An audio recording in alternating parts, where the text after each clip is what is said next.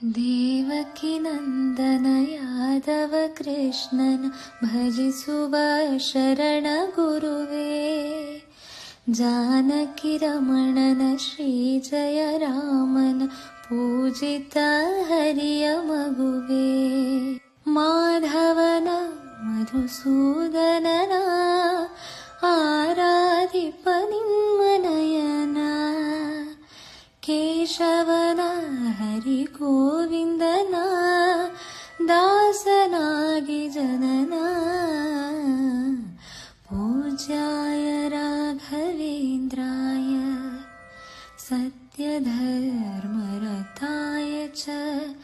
ಭಜತಾಂ ಕಲ್ಪವೃಕ್ಷಾಯ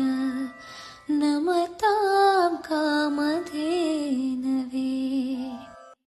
ದೇವಕಿ ನಂದನ ಯಾದವ ಕೃಷ್ಣ